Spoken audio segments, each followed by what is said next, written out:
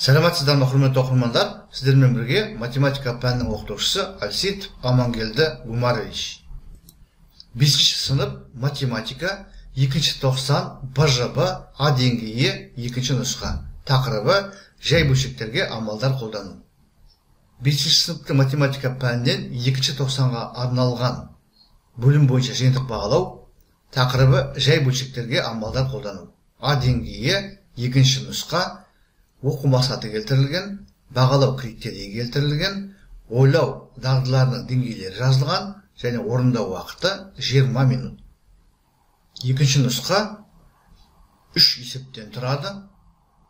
Бірінші есептің толық дұрыс шешімі үшін 2 балл, екінші есептің толық дұрыс шешімі үшін 6 балл, және үшінші есептің толық дұрыс шешімі үшін 4 балл беріледі. Барлығы 12 балл. Яғни толық дұрыс шешкен оқушы осы нұсқа үшін 12 балл ала алады.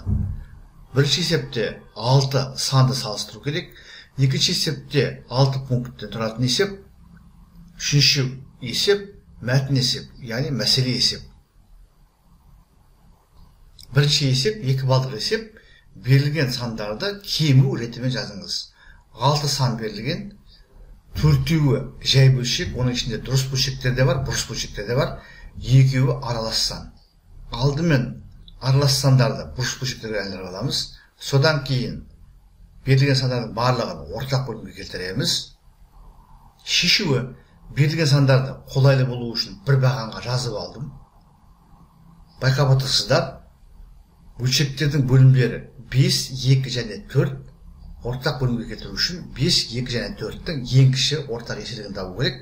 2 мен 4-тің ең кіші ортақ еселігі 4 болады, себебі 4 2-ге бөлінеді.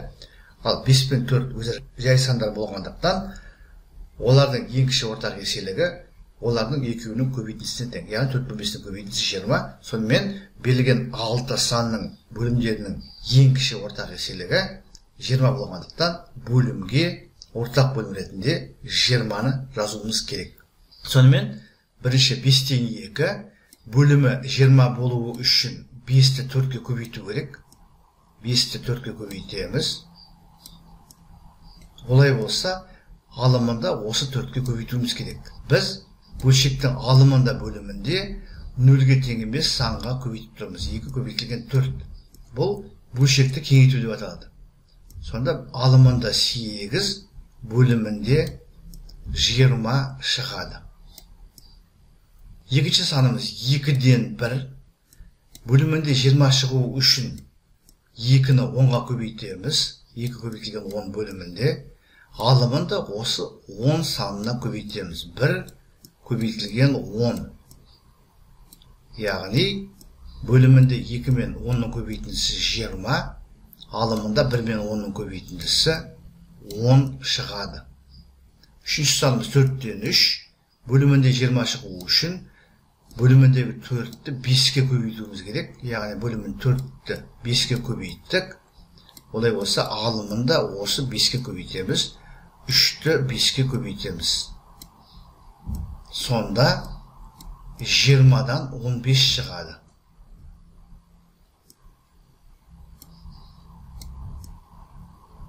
Келесі санымыз 2-ден 5. Бөлімінде 20 шығу үшін бөліміндегі 2-ні 10-ға көбейтуіміз керек. Олай болса, алымындағы 5-ті де 10-ға көбейтеміз. Тең болады. Бөлшектің бөлімінде 20, ал алымында 5 пен 10-ның көбейтіндісі болатын 50 саны шығады. Сонымен бұл сан 20-дан 50-ге тең. Келесі бізде араластан. Араластанды бұрыш бөлшекке айналдырамыз. Ол үшін бөлімін жазып қоямыз да, бүтін бөлігін бөліміне көбейтіп, алымына қосамыз. 1-ді 4-ке көбейтеміз, 4, 1-ді қосамыз, 5 болады. 4-тен 5. Бұл сан бөлімі 20 шығу үшін 4-ті біз 5-ке көбейтуіміз керек. Олай болса, алымындағы 5-ті де 5-ке көбейтеміз. Сонда бөлімінде 4 пен 5-тің көбейтіндісі 20, алымында 5 пен 5-тің көбейтіндісі 25 шығады. Соңғы санымыз 2 бүтін 5-тен 2 араластан, оны жоғардағыдай бұрыш бөлшекке айналдырамыз. Бөлімде 5 жазып қойдық. 2-ні 5-ке көбейтіп, алымында 2-ге қосамыз, 12 шығады. Енді бөлімінде бізде 20 шығу үшін бөліміндегі 5-ті 4-ке көбейтеміз. Олай болса, алымындағы 12-ні де 4-ке көбейтеміз. Сонда бөлімінде 20, алымында 48 шығады. Біз берілген 6 санды ортақ бөлімге келтірдік. Әрі қарай бөлімдері бірдей, жай бөлшектерді салыстыру ережесін қолданамыз. Егер екі жай бөлшектің бөлімдері бірдей болса, яғни тең болса, онда қайсының алымы үлкен, сол сан үлкен болады. Бізде қараңыздар, алымдарында 8, 10, 15, 50, 25, 48. Барлығының бөлімдері 20-ға тең. Осы сандардың алымдарын салыстырамыз. Ең үлкені 50, яғни бірінші ең үлкен сан бізде 20-дан 50 болады. Бізде кем ретім жазыңыз деген, сондықтан біз ең үлкен тауып алдық. 50-ден кейінгі үлкені 48, яғни екінші санымыз 20-дан 48 болады. Үшінші бізде 25, яғни үшінші санымыз біздің 20-дан 25 болады. Төртінші 15 үлкені, алым үлкені. Бесінші 10, алтыншы 8. Енді осы сандарды кем ретімен жазамыз, яғни ең үлкенінен бастап кем ретімен жазуымыз керек. Ең үлкені бізде 2-ден 5, 2-ден 5 ең үлкені. Одан кейінгісі 2,5-тен 2.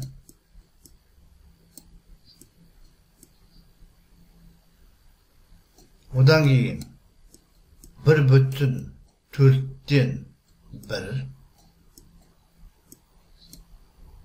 Одан кейін 4-тен 3. Одан кейін 2-ден 1. Ең соңғысы 5-тен 2. Есепті толығымен шешіп, мына түрдегі жауап алдық. Бірінші есеп толығымен талданды. Екінші есеп 6 балдық есеп. Есептеңіз деген, яғни жай бөлшектерге амалдар қолдану. Біздің жағдайымызда көбейту мен бөлу 6 пункттен тұрады. А пункті 14-тен 3 көбейтілген 7. Бөлшекті санға көбейткенде осы санға бөлшектің алымы көбейтіледі. 14-тен алымында 3 көбейтілген 7. 14 пен 7-ні 7-ге қысқартамыз. 14-дің орнында 2 қалады. 7-ның орнында 1 қалады. Алымында 3 пен 1-дің көбейтіндісі 3, бөлімінде 2. 2-ден 3 шығады, немесе аралассанға айналдырсақ 1,2-ден 1 шығады. Жауапты 2-ден 3 түрінде қалдыруға болады, себебі біздің тақырыбымыз жай бөлшектер және оларға амалдар қолдану. Екінші Б пункті аралас сандардың көбейтіндісі. Алдымен аралас сандардың әрқайсысын жай бөлшекке айналдырамыз. Ол үшін бөлшектің бөлімін жазып қойып, содан кейін бүтін бөлігін бөліміне көбейтіп, алымына қосамыз. 2-ні 7-ге көбейтеміз 14, оған 1 қосамыз 15 шығады. Көбейтілген екінші бөлшекте де осылай араластырынды бұрыш бөлшекке айналдырамыз. 5 жазып қоямыз бөлімдегі. 1-ді 5-ке көбейтеміз 5, 2-ге қосамыз 7. Тең болады. Бөлшекті бөлшекке көбейткенде алымы алымына, бөлімі бөліміне көбейтіледі. Алымында 15 көбейтілген 7, бөлімінде 7 көбейтілген 5. 7 мен 7 қысқарады, орындарында 1 қалады. 15 пен 5-ті 5-ке қысқартамыз. Бөлімінде 1, алымында 3 қалады. 3 көбейтілген 1 алымында, 1 көбейтілген 1 бөлімінде, сонда 1-ден 3 шығады. Кез келген санды 1-ге бөлгенде сол санның өзі шығады, сондықтан бұл есептің жауабы 3 болады. В пункті 57-ден 6 көбейтілген 12-ден 9. Жоғарыдағы ереже бойынша бөлшекті бөлшекке көбейткенде бөлімі бөліміне, алымы алымына көбейтіледі.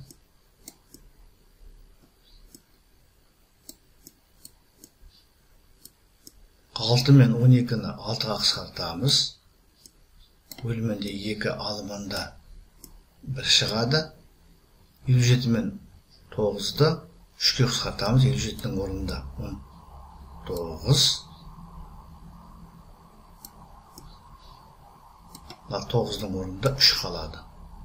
Бөлімінде 19 көбейтілген 2 38-ге тең.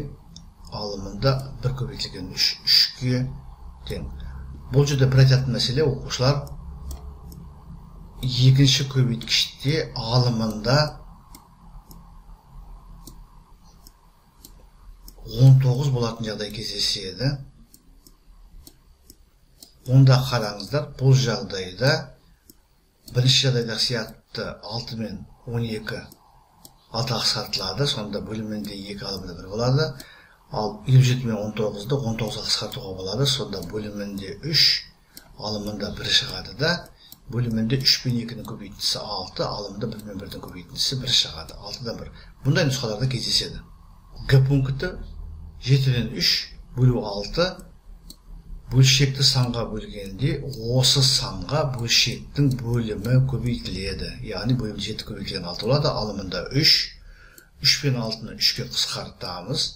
Бөлімінде 6-ның орнында 2, алымында 3-ның орнында 1 қалады. Бөлімінде 7 көбейтілген 2 14-ке тең, алымында 1. Яғни 14-тен 1 деген жауап аламыз. Д пункті 1,9-дан 7-ні 5,3-тен 1-ге бөлу керек. Алдымен 2 санды да бұрыш бөлшекке айналдырып аламыз. Ережені білеміз. 9. 1-де 9-ға көбейтемін 9, 7-ге қосамын 16. Бөлу 3 бұрыш бөлшекке айналдырамын. 5 пен 3-дің көбейтіндісі 15, 1-ді қосамын 16 шығады. Бөлшекті бөлшекке бөлгенде бөлгіштің кері бөлшегіне көбейтеміз. 9-дан 16 көбейтілген 16-дан 3 болады, тең болады. Бөлшекті бөлшекке көбейткенде алымына көбейтіледі, бөліміне көбейтіледі. Алымы мен бөлімінде 16-ларды 16-ға қысқартамыз. Сонда әрқайсының орнында 1 қалады. 9 мен 3-ті 3-ке қысқартамыз. 9-ның орнында 3, 3-дің орнында 1 қалады. Алымында 1 көбейтілген 1-ді береді. Бөлімінде 3 көбейтілген 1, 3-ке тең. Сонымен 3-тен 1 деген жауап аламыз. Е пункті бөлшекті бөлшекке бөлу. 25-тен 6 бөлу 5-тен 3. Жоғарыдағы ереже бойынша бөлгіштің кері бөлшегіне көбейтеміз. Сонда көбейтілген 3-тен 5 болады, тең болады. Жай бөлшекке көбейткенде алымына көбейтіледі, ал бөліміне көбейтіледі. 6 мен 3-ті 3-ке қысқартамыз. 3-дің орнында 1, 6-ның орнында 2 қалады. 25 пен 5-ті 5-ке қысқартамыз. 25-дің орнында 5, 5-дің орнында 1 қалады. Алымында 2 мен 1-дің көбейтіндісі 2-ге тең. Бөлімінде 5 пен 1-дің көбейтіндісі 5-ке тең. Сонымен бұл жағдайда 5-тен 2-ге тең жауап шығып тұр. Сонымен екінші есепті толығымен талдадық. Үшінші есеп 4 балдық есеп. Бұл мәтін есеп немесе мәселе есеп деп аталады. Бірінші күні барлық қардан жолдың 12-ден 5 бөлігін тазалады. Ал екінші күні бірінші күнгіден 8-ден 1 бөлігіне кем тазалады. 2 күнде қардан барлық жолдың қандай бөлігі тазаланды? Жолдың қандай бөлігі қалды? Бұл жерде 2 сұрақ қойылып тұр. Екеуіне жауап беруіміз керек. Бірінші сұрағымыз 2 күнде қардан барлық жолдың қандай бөлігі тазаланды? Екінші сұрақ жолдың қандай бөлігі тазаланбай қалды? Шешуі. Бірінші біз барлық жолды X деп белгілейік. Екінші пункт. Бірінші күні тазаланған жол, ол барлық жолдың 12-ден 5 бөлігі, яғни 12-ден 5 көбейтілген X. Үшінші пункт. Екінші күні бірінші күнгіден оның 8-ден 1 бөлігіне кем тазаланды. Яғни 12-ден 5 X-тен оның 8-ден 1 бөлігін атайту керек. Сонда 8-ден 1 көбейтілген 12-ден 5X. осы өрнекті түрлендіріп ашамдауымыз керек. Тең болады 12-ден 5x-ті жазып қоямыз. Азайтқышта бөлшекті бөлшекке көбейтеміз. Алымы алымына көбейтеді. 5 пен 1-дің көбейтіндісі 5-ке тең. Бөлімі бөліміне көбейтеді. 8 пен 12-ның көбейтіндісі 96-ға тең. Осы айырманы есептеу керек. Өрнектің мәнін табу үшін біз алдымен мына бөлшектерді ортақ бөлімге келтіреміз. 96 12-ге бөлінеді, яғни ортақ бөлім 96 болады. Азайтқыштағы толтырғыш көбейішті табу үшін 96-ны 12-ге бөлеміз. 8-ден келеді.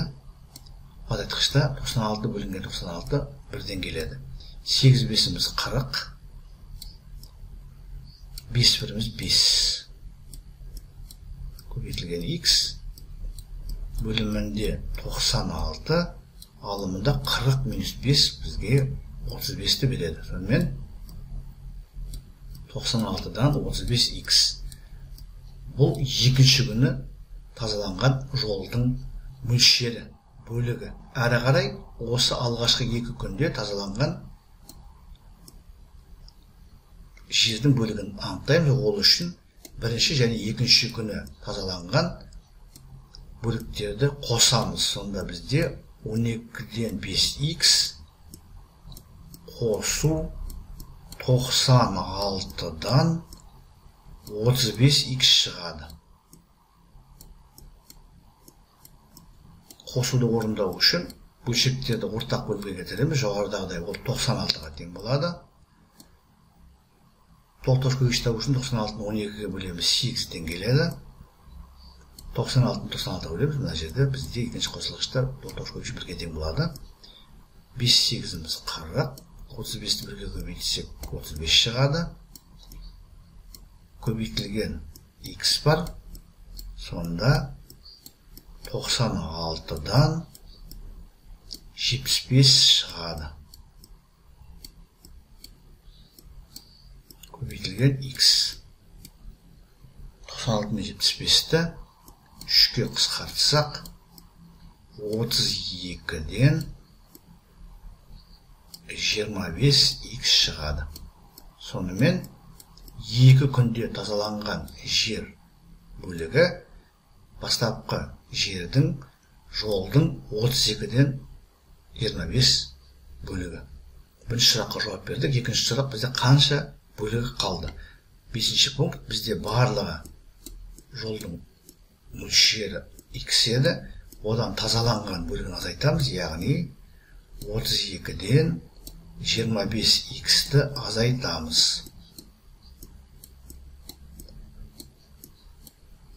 Азайтқыштың алдындағы коэффициенті 1. 1-ді біз мына бөліміне қарап отырып 32-ден 32 деп жазаламыз. Сонда 32-ден 32x минус 32-ден 25x тең болады. Азайтуды орындаймыз. Ортақ бөлім бізде 32, алымында 32 минус 25 7-ге тең. Олай болса 32-ден 7x. Бұл тазаланбай қалған жер.